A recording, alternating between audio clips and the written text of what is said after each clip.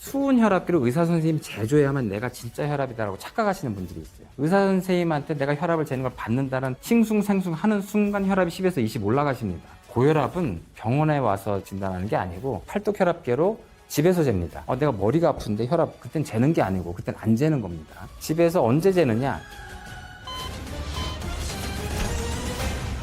안녕하십니까, 건강해진 구독자 여러분. 이번에 뇌가 멈추기 전에라는 신간을 저술한 서울대학교 병원 신경과 이승훈 교수입니다.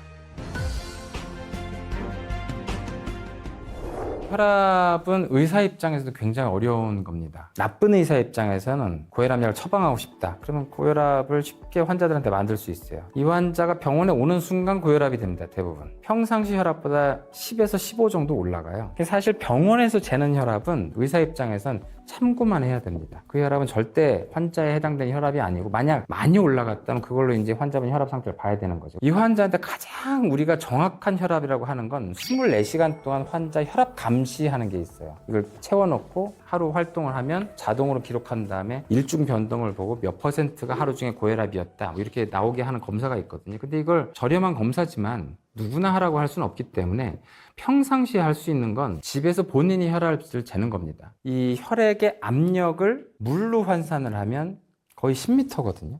만약 혈압계를 물로 만들면 10m짜리를 만들어야 돼요. 못 만들잖아요. 그래서 좀 액체인데도 좀 무거워가지고 좀 압력을 좀 적당히 반영하는 거 없나 했던 게 수은이었던 거예요. 그래서 수은으로 혈압계를 만들어 수은이 14cm 올라가는 압력이다 해서 140mm 머큐리라는 단위가 나오게 됐던 거죠. 근데 이거를 하다 보니까 수은 혈압계를 의사 선생님이 제조해야만 내가 진짜 혈압이다라고 착각하시는 분들이 있어요. 의사 선생님한테 내가 혈압을 재는 걸 받는다는 싱숭생숭 하는 순간 혈압이 10에서 20 올라가십니다. 수은 혈압계를 의사가 청진결하는 순간 아주 정확하게 하는 게 아니기 때문에 여러 가지 이유로 오차가 생길 수가 있어요. 수은 혈압계보다 더 정확하게, 거의 동등하게 만드는 전자혈압계들이 다 나왔어요. 그래서 여러분들이 혈압을 잴 때 수은 혈압계는 찾지 마십시오. 그러니까 뭐 있으면 잰다 하더라도 오히려 덜 정확하게 재겠네 라고 생각하셔야 되고, 고혈압은 병원에 와서 진단하는 게 아니고 스스로 진단하는 것이고, 현재로서 팔뚝혈압계가 가장 정확하고요. 팔뚝혈압계로 집에서 잽니다. 집에서 언제 재느냐? 하루에도 일중 변동이 있어요.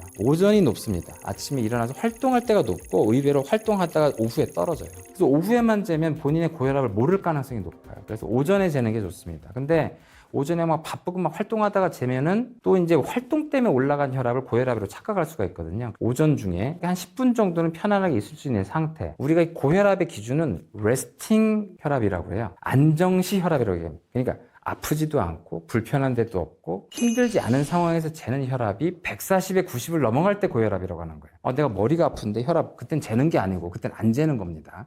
아무 증상이 없다. 그럼 집에서 10분 정도 괜찮네 하고서 이제 식탁에 가서 이제 가지고 있는 혈압기를 꺼내서 버튼 누르고 가만히 계시면 혈압을 재겠죠.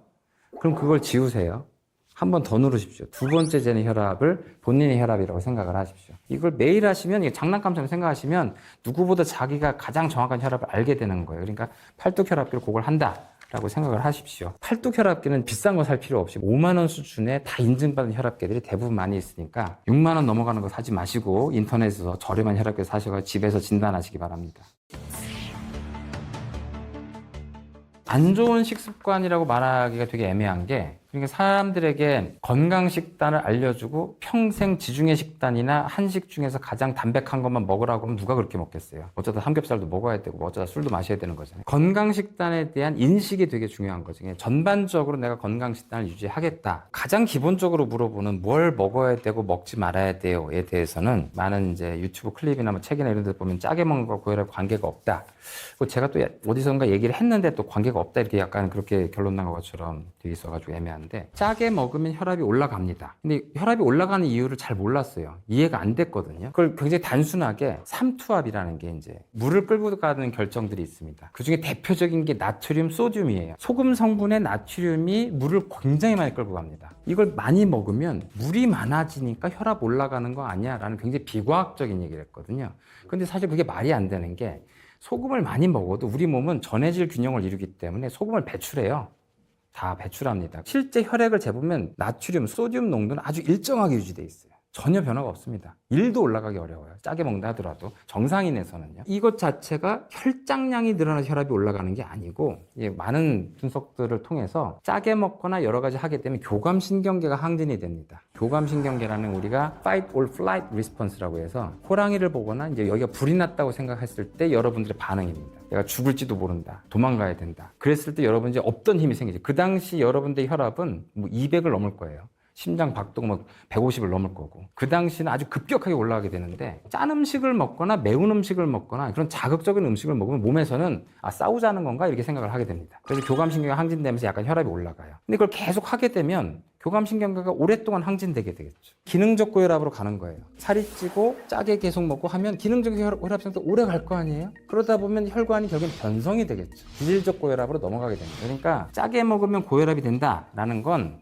사실은 그 한 번 먹었을 때는 문제가 안 되고 몸의 균형을 다 맞출 수가 있는데 지속적으로 짜게 먹게 되면 교감신경계 항진으로 인해서 기능적 고혈압 상태에 들어가게 되고 그런 생활을 유지하게 되면 결국엔 기질적 고혈압으로 가게 될 가능성이 높다. 그게 짠 음식뿐 아니고 단 음식도 마찬가지고요. 매운 음식도 그렇고 뜨거운 음식도 마찬가지고 자극적인 음식을 먹을 때 내가 혈압에 부담이 되는구나 라고 생각하실 필요가 있고 근데 그보다 더 안 좋은 건 비만이에요. 그냥 가만히 생각해보면 당연히 혈압이 올라가게 됩니다. 심장 근육이 동일한 사이즈일 때 여러분들이 비만이 되면 더 많은 살에다가 혈액을 줘야 돼요. 심장 입장에서는 더 많은 혈액을 짜야 되는 혈액량은 그렇게 많이 들지 않거든요.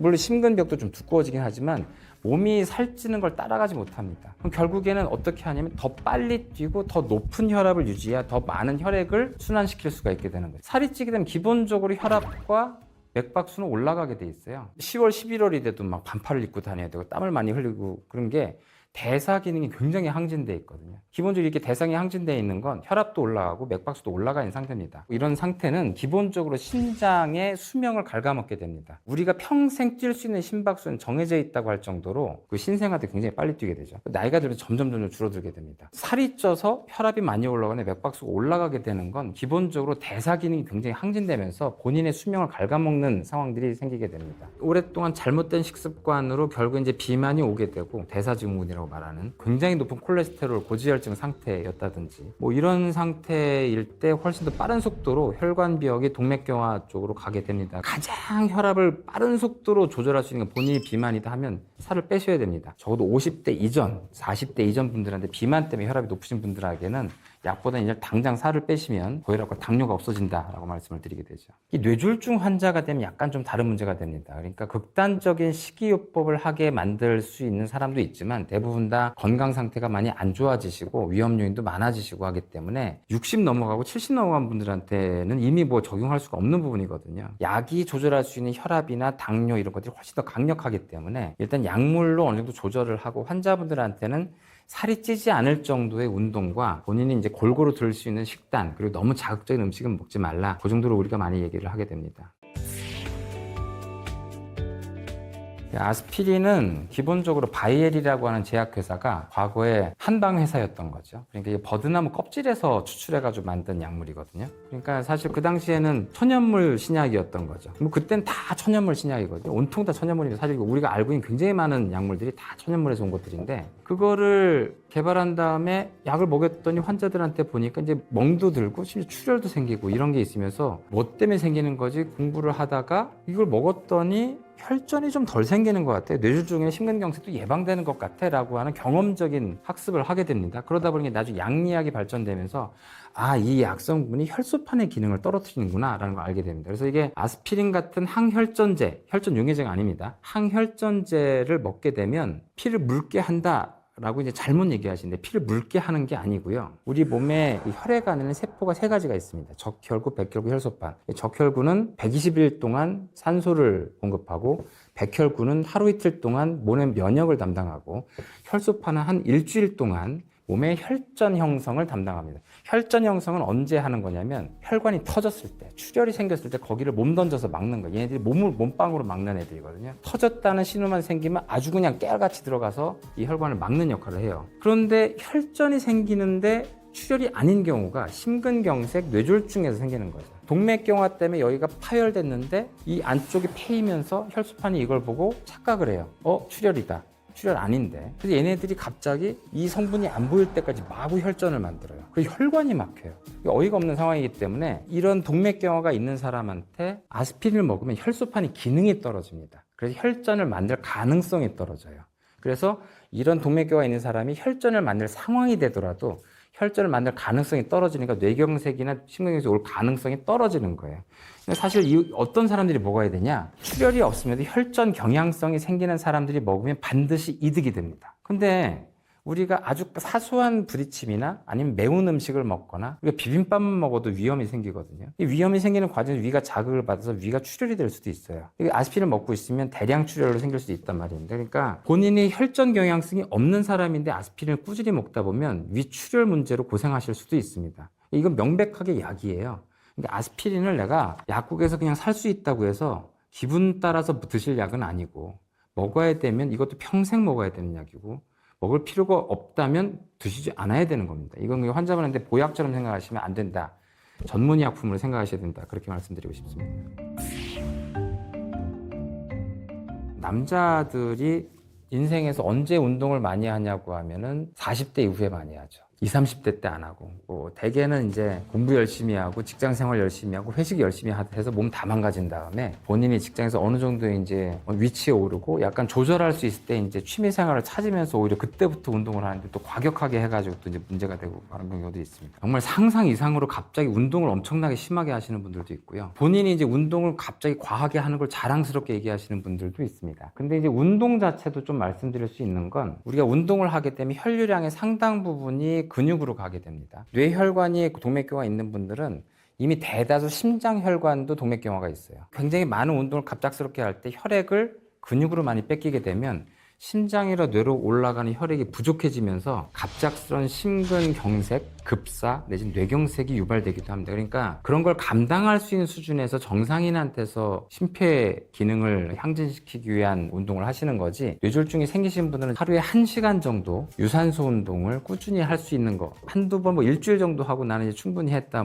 같은 운동이니까 질려서 안 한다, 이러시는 분들 많거든요. 본인의 운동을 죽을 때까지 할 수 있는 게 진짜 운동입니다. 꾸준히 할 수 있는 운동을 잘 하는 게 굉장히 중요하다고 생각을 합니다. 아주 간단하게 말씀드릴 수 있는데, 커피는 임상 연구가 수월하겠어요? 우리가 허가용 임상시험, 피보탈 클리니컬 트라이얼이라고 하는 것들은 환자들을 동등한 상태로 놓고 한 환자는 위약을 주고 한 환자는 진짜 약을 주어서 변수를 최대한 통제한 다음에 이 약의 효과만 보는 거거든요. 그런데 커피를 임상시험 할 수가 없잖아요. 누구는 가짜 커피를 마시고 누구는 진짜 커피를 마신다면 3년 동안 지나보게 한다. 이렇게 불가능하단 말이에요. 결국은 대부분 이 연구는 다 서베이예요. 커피 몇 잔이나 마시세요? 그러니까 이분들에 대해서 변수 통제가 하나도 안 돼 있어요. 이 연구들이 결과가 중구난방입니다. 아주 중구난방. 카페인이라고 하는 성분은 명백하게 우리 몸에 없는, 몸에서 느낄 수가 없는 화학 물질이죠. 약으로서 몸에서 반응하는 게 맞는데 그게 이뇨작용도 있고 각성 효과도 있고 여러 가지 효과가 있어서 그 사람한테 좋은 효과도 있고 나쁜 효과도 있어요. 근데 이게 약으로 하기엔 굉장히 미량입니다. 당뇨 환자라고 내가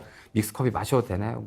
죽어도 먹고 싶으면 한 잔은 드세요. 이렇게 얘기를 하신다면 이게 목숨 걸 일이 아니라는 거죠. 이것보다 당신이 약을 철저하게 먹고 혈당 잘 재고 운동하는 게 더 중요하다는 거죠. 그러니까 커피 같은 경우는 내가 한 4-5잔 마신다. 그것 때문에 막 심기양진이 되고 이것 때문에 잠을 못 잘 정도. 그럼 드시면 안 되는 거예요. 그러니까 커피는 아주 가볍게 본인의 몸 증상에 맞춰서 생각하시면 된다. 한 잔 정도는 무리가 없다라고 보시면 되겠습니다.